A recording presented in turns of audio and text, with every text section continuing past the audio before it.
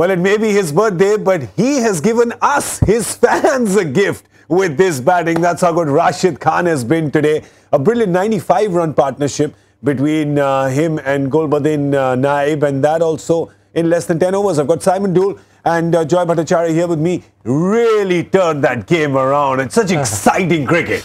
Yeah, absolutely brilliant. I mean, from the time that Mohammad Nabi was dismissed, it was all about that partnership. We're just looking through here.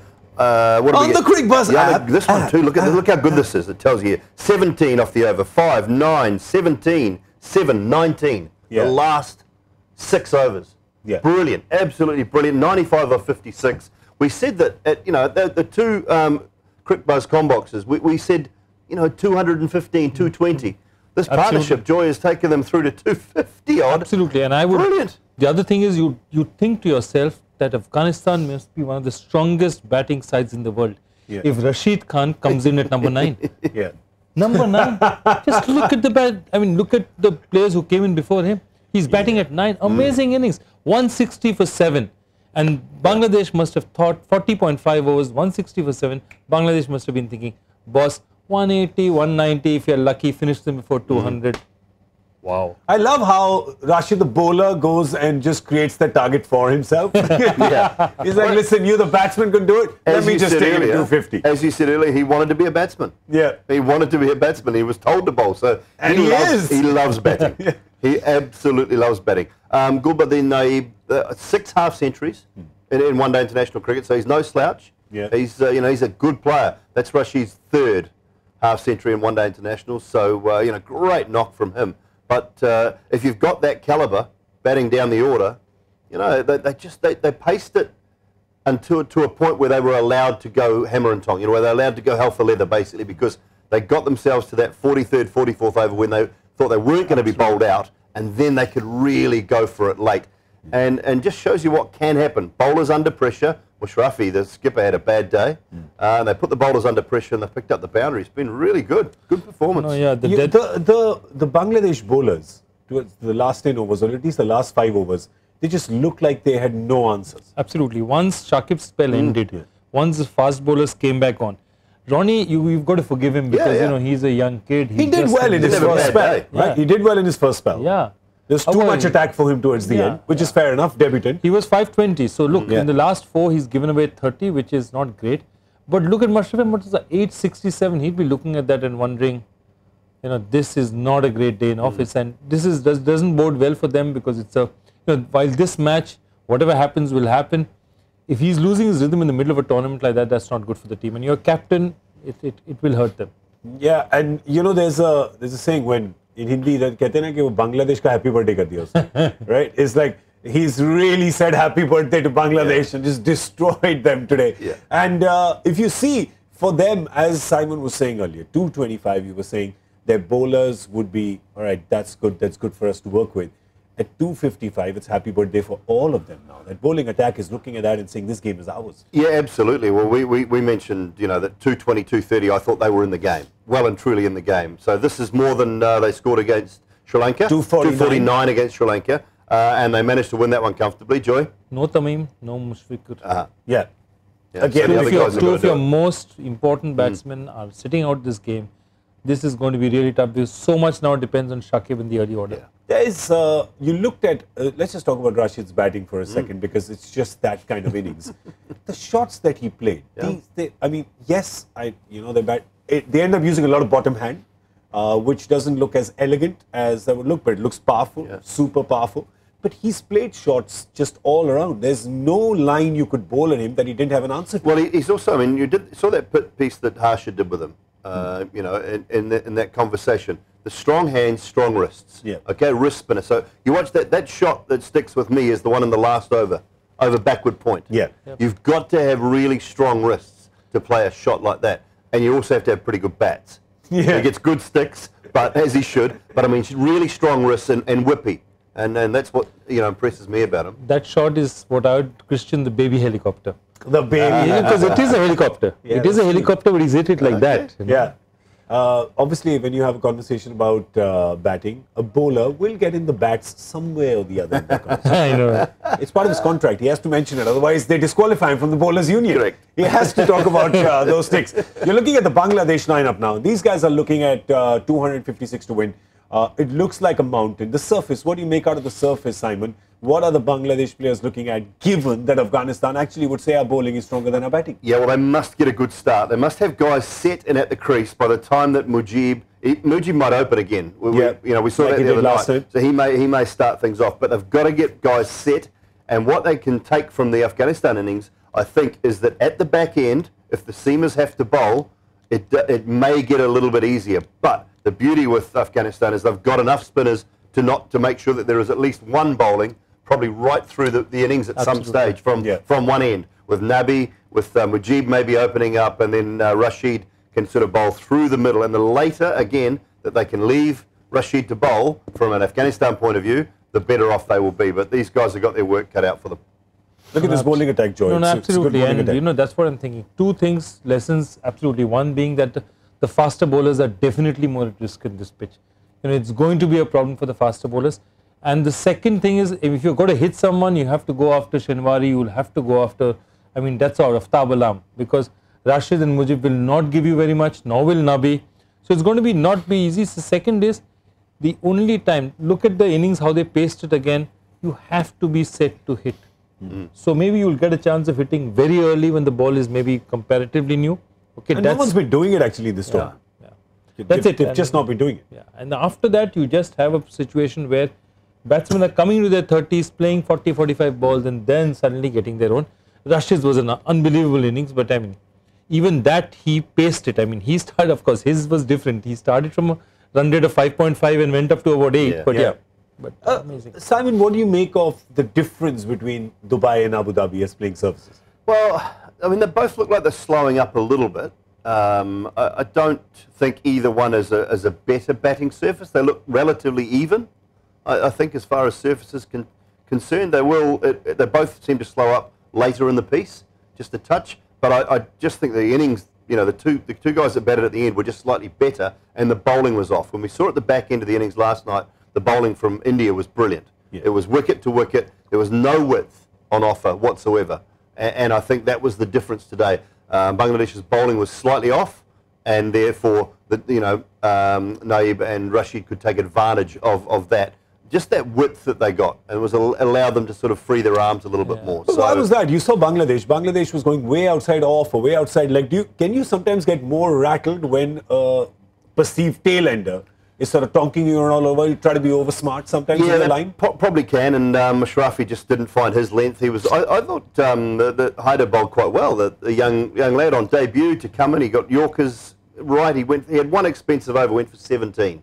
But apart from that, he was pretty good throughout. So you expect your experience of Mashrafi Mortaza to be better at the end, and they were two sides of the wicket. Yeah, and the other thing is that on a pitch like this, you don't steam in. There's no point. You're just giving the batsman pace to play with.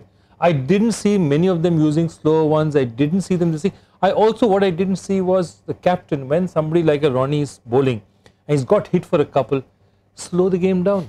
Call him up, put your arm around him, adjust the field, let the batsman get a bit impatient, slow down the action that you're always told whenever somebody's on a roll, break their momentum. They never tried anything. Their best Yorker bowler generally has been Rubul Hussain. He only bowled 6 overs. So that's bad use of this thing. I just wonder whether he got the tactics and the bowling numbers right as well there, because normally you would see Rubul Hussain come in and just slingy sort of an action and get those Yorkers right and a couple of slow balls towards the end. So not sure he got the numbers exactly right either, Mortaza. Let's just, I know we're looking ahead and Bangladesh is good enough to get this 255 or 256 to win.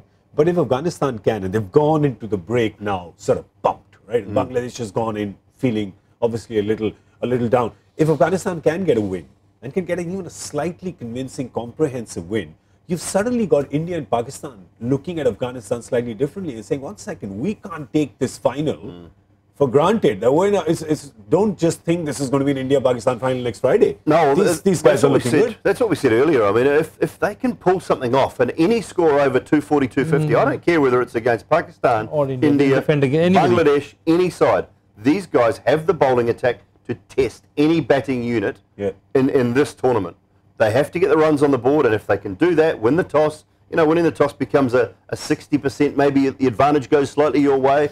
So if they can do that, they are every chance. Yeah, because Pakistan's looking at this with their game with Afghanistan tomorrow, and Indian fans are looking at it and saying, let just Bangladesh get destroyed in spirit before they come to us tomorrow. And look, this is not a bad Bangladesh side. Tomorrow they're going to have Mushfiqur back. They're going to have the Fizz back. It's not a bad side at all. Interview, sorry, carry on, Joe. Interview just done with Hashmatullah Shahidi. We wanted 220, but we ended up scoring 250. So they only wanted 220. They were going to be happy with 220. Yeah. There's a bonus. I like it. Rashid, and I like the way they go about their cricket. Chal yaar, 30 run वापस ले ले. कोई बात नहीं. Let them get 220. 220, we'll adjust in the next match. Well, yeah. I mean, they could also just give them a start at 30, right? Like a golf handicap. Yeah. Why don't you start at 30 for no loss? We got this. It's my birthday. You can get me. So, of course, we have these two that are playing today. Tomorrow, both these teams have to play a game.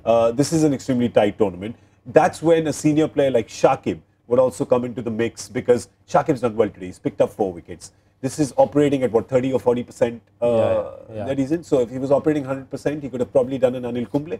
If you do that math, probably taken all 10. You never know. Stranger things have happened. But this performance, obviously for him, is really good, and also for sort of the young guys around and a senior player as well. And that's exactly. There's so much to learn from what you call. That's what a senior pro does. Yeah. Put it aside, say, okay, I'm not at 100%. How do I maximize what I have to take advantage of this? And he's done that really well. He's just marshaled himself. And the beauty of it is, one of the most senior guys in the game, he was out there boundary riding, stopped a certain 4, threw it back. That's professionalism. That, okay, once I've said I'm committed, I'm on this ground, I've got my A game to the table. He's also the kind of guy who's terrific in the dressing room. I remember in 2008, in the 14 IPL finals, they scored 200. And everyone's, whatever it is, somebody scores 200 against you in a final, you're like, wondering. In a 20-over game, mind you. Yeah, that's a 20-over game. Put that out there. And he turns around and says, now I'm sure we're winning it. So we said, why are you sure we're winning it now? This is the Chennai final, right? This is the final against the RCI, not in Bangalore. Kings 11. Yeah, Kings 11. Yeah. So he said, why are you now sure we'll win it? Because they had a great last over. Yeah. So he says, look, if it's 160, you don't know how to chase. Okay. 170, 180, you don't know whether you should go right out in the beginning or not. 200, there's no doubt in your mind at all. Just go and do it. Yeah. So similarly, he's the kind of guy who will now tell the dressing room, somebody will turn around, and ask him that, if he can go and provide that leadership out there, because obviously what's happened is that Mushraf has not had a great outing with the ball. So Mushraf will not be at his most confident. Somebody like Shakib says, you know what, now that they've scored this, there's no, first thing he'll do is say, this match is meaningless, so go and play without fear. Yeah. Even if we lose by 100 runs, how does it matter? We'll play them again. Yeah. And moment you free yourself in games like this, you're going to play better. So I think somebody in that dressing room, and it has to be Shakib, has to step up and calm the guys down and say, it's 255, it's not 355, it's not 330, it's not 320, it's 255. It's Afghanistan. This could have been a Pakistan attack as well. Not that right now Pakistan's Afghanistan attack is very different. The truth is. Yeah. But I mean, I would definitely talk Simon, about that. can that sometimes happen? If you have a bowling captain or a batting captain, whatever their key sort of discipline is, and when the team goes out to do the other thing, somebody else can take up a leadership role? Oh, absolutely. Yeah, you've got a senior group, and every side will have a senior group of players, and sometimes you just get sick of hearing the same voice as well. That's why it's nice to have you here sometimes and Harsha, and you change it up a little bit. Exactly. Are you saying we are the captains here? No, we're not. If I'm the captain, then I'm going to slow it down. But it's nice to hear different voices, and you'll see that in any good team and any good situation, a different guy will come out, and the captain might even just tap him on the shoulder and say, can you just take the team talk today? Yeah, exactly. Can you just I want you to just give the boys some inspiration today. Yeah. We'll go out there. I'm not going to say a word. I'm just going to pass it over to you. And sometimes that will be the changing or just the tonic that the team needs. It's like the famous Kailis story. He was not the captain when Australia got that 430 odd, 434 odd. Yes. And apparently he came back to the dressing room and said, I reckon they're about 15 short. Ooh. And that's a big one to say. Suddenly it changed it on its head, turns it on its head. Oh, so did you hear the story of the Australian guy about that whole match? Great story. About to get married. Yeah. The day after. He's sitting in Perth with his mate.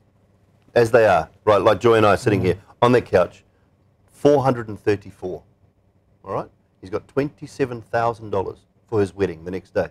Yeah. Australia are paying $1.11 to win. He thinks, well, that's Sure, easy. sure. That's 11% on my money. I'll do it. Puts the whole lot, the wedding fund, on Australia to win.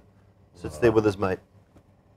Didn't get married, did he? Did not get married. Had to tell the wife. Had to tell the wife, the fiance, the wife to be. Had to tell her what he'd done. That's The next morning. But that's a really happy story. Wait a minute. Obviously, you're from the wrong side of the Tasman Sea. Obviously, you're from his part of the world. You guys didn't see that coming, did you? It ended well for him. It just cost him $27,000. He's a happy and free man today. You're a very brave man. Are you sure your wife is not My watching? wife is not watching this for sure. Very happy. My wife does not watch cricket. She's not going to watch this. And if any of you send a clip to her, I will find you. And I will kill you. But that was well played. That was really well played. Yeah, well, so Shakib, we see definitely batting at number 3. You see him coming out at 3, probably harnessing that batting lineup and saying, we can do this. It doesn't matter. It's 255. We're good enough to get 256 and win this game. Looks like it's actually dinner time for us now. I think so. Is there a risotto waiting? Should we just... We'll get some. Okay, don't worry about it. I got it covered. I told you anything you need from a fake birth certificate to risotto. I'm your man. And don't put your kids... I know you don't have kids. Your kids' college fund on the game today. No. None at all. Listen, first of all, if I do have kids, I really doubt if they need to go to college because they will learn from me. Can't get a better college than this, brah. All right, well, India, of course, won a game yesterday against Pakistan, and there had to be big celebrations in Dubai. So we've got a little video of what happened there. I think you can see Danish towards the end lying in some corner of the street. I think so. Just watch out. Here it comes.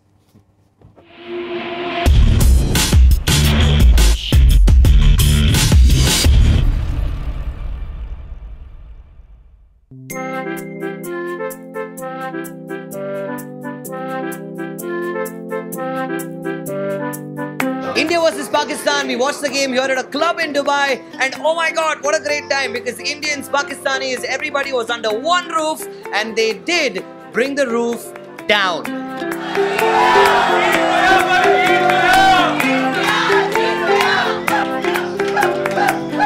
India versus Pakistan, and the best team did win. Which is team? India! Brother, you were the only Pakistani on that table there, outnumbered. Sorry for your loss, man. Congratulations for the victory. Right. And the best part is, like, it's really left to sit with the Indians, especially because the crowd and everything. अच्छा लगता है जब नारे लगते हैं India के and Pakistan के. So seriously अच्छा लगता है. But मुझे याद है वो Champions Trophy, but it's okay, fine, चलता है. Good match. Wasn't the toughest, but India did win. Must be a very good feeling. It's an amazing feeling. First match of India-Pakistan, we look forward to much more now.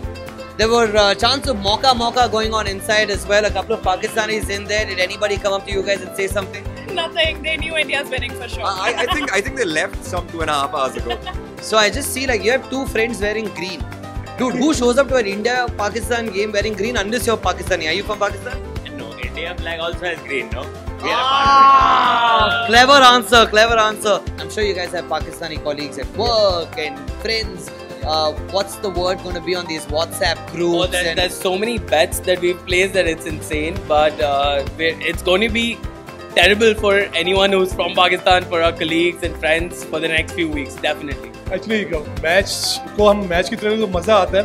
Of course, office जब भी जाता हूँ तो एक टीजिंग होती है कि यार क्या कर दिया तुमने, ये मतलब क्या हुआ तुम्हारी टीम में. But somehow अच्छा लगता है एक दूसरे को टीज करना. I think शायद मेरे लिए ये एक मोहब्बत है, ये रिस्पेक्ट है, लव है. And do you think the result's going to be the same when they meet again on 23rd? I believe so. It must be, it has to be, and it will be. Definitely हम हारे हैं, लेकिन हम league से out नहीं हुए हैं. So final में भी यही पाकिस्तान और इंडिया का ही नजर आने वाला है. Because last time भी चैंपियंस ट्रॉफी में पाकिस्तान पहला मैच हारा था और सबने ये बोला था कि इंडिया जीतेगा, लेकिन फाइनल मैच अब बिल्कुल नजर आ गया था. So I think शायद फाइनल मैच में फिर इंडिया पाकिस्तान मुझे नजर आ रही है.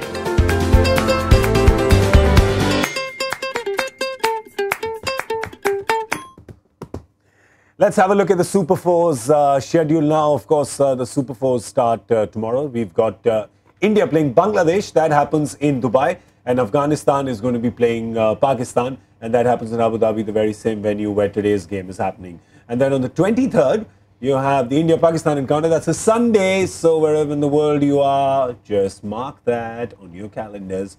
That's happening in Dubai. And also Afghanistan-Bangladesh. Return of this match, which will happen in Abu Dhabi. And then on the 25th, you've got India-Afghanistan. On the 26th, you've got Pakistan-Bangladesh. And on 28th, you have the final.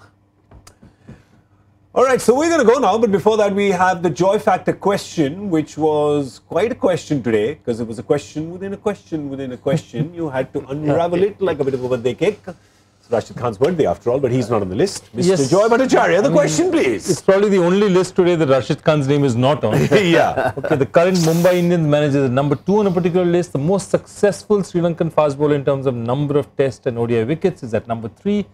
And a West Indian bowler nicknamed Whispering Death, my favourite, is at number 5. Who is number 1 now on this list, and what's this list about?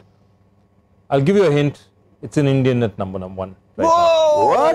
Big one. Okay. We know that the Mumbai Indians manager is Rahul Sangvi, who you were talking about. He's at number 2. 2. Number 1's also Indian. Yep. Do. I like Those. That's sage, not do. But ek pe kaun hai? Who's on ek? And of course, what is this list? You can't figure out who you're going to put on the list till you know what the list is about, right? So figure it out and send us your tweets. Hashtag Cricbuzz Live. That's where you can find us. We, of course, will be back at the end of the 15th over here on Uber Presents Cricbuzz Combox. There's going to be Simon and Joy who are going to be doing that. Congratulations for nominating us. I like how you just passed that off. I like how you just passed that off. Committed now. Yep. Can't take it back. You can't take it back. Words that have gone out cannot be taken back. Okay, but in the 35th, there'll be me with Simon! Okay, I'll do them both. Commitment. Once I've made I come a all this way, I commitment. might as well do it. Might as well, yes. Might as well. I'll give you 2 risottos tonight. Okay, just to make it up to you. Thank you, sir. All right, and then of course we'll see you at the end of the game, of course, because we're going to be sitting right here. So thank you so much for watching Cricbuzz Live, and stay tuned. A lot of excitement coming up on the app.